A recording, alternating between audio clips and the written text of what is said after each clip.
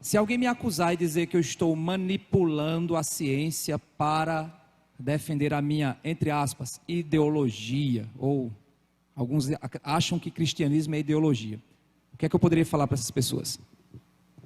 Vamos lá. Eu gosto de usar exemplos da física. Verdade é igual uma bolha d'água, bolha de ar dentro d'água.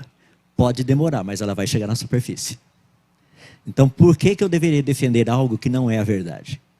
Ou seja, se aquilo que a ciência está trazendo à existência, está aprendendo, está através de evidências e tudo mais, é verdade, por que não utilizar isso simplesmente para dizer, está vendo, olha, o que a ciência descobriu, o que a Bíblia tem dito, são exatamente a mesma coisa. Deixa eu dar um exemplo prático.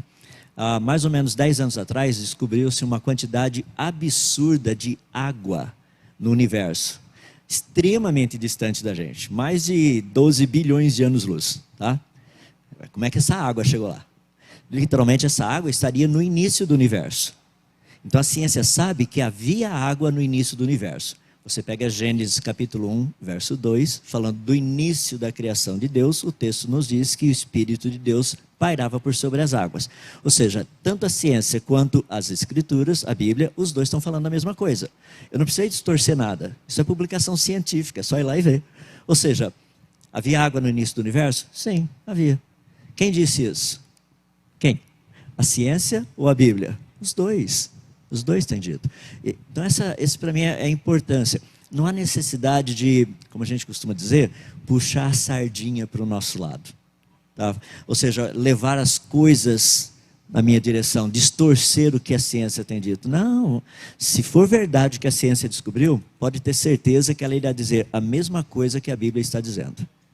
É assim que funciona. Bom, pessoal, a ciência, na realidade, não prova nada. A ciência não prova nada. Ciência é a cultura da dúvida. Richard Feynman uma vez disse isso. Na ciência só sabemos que nada sabemos. Nós temos que entrar na ciência desprovidos de qualquer conhecimento prévio, preconceitos e pré-definições. A ciência é uma busca de uma verdade que nem sequer sabemos que verdade é essa que estamos buscando. Não é assim? O professor Adalto falou hoje de manhã. Você veio aqui, né, adquiriu esse conhecimento sobre a ciência. Então a ciência não prova. A ciência tem hipóteses. Ela, ao observar os dados, ela segue o seu chefe, os dados. Então nessa pandemia nós ouvimos dizer assim, olha, ciência, ciência, ciência. Estou falando em nome da ciência. Que ciência é essa, né? Quem que lhe deu autorização para ser porta-voz da ciência? O único porta-voz da ciência são os dados científicos. Então, o que é que nós fazemos? A gente fala assim, olha, é prova que Deus existe? Nós estamos falando que a ciência está voltando para a hipótese de Deus. Nós temos duas hipóteses. A hipótese Deus, que fez todas as coisas, e a hipótese que foi o caos.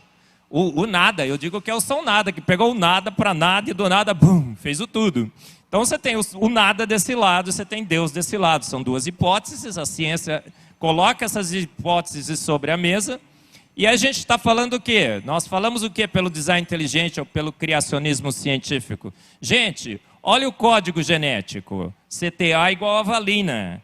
Códigos só emanam de mentes inteligentes. A gente tem o código ASCII, 1000001 é a letra A. Quem estabeleceu essa relação? Uma mente inteligente, porque não há nenhuma relação física, de forças físicas, entre números e letras.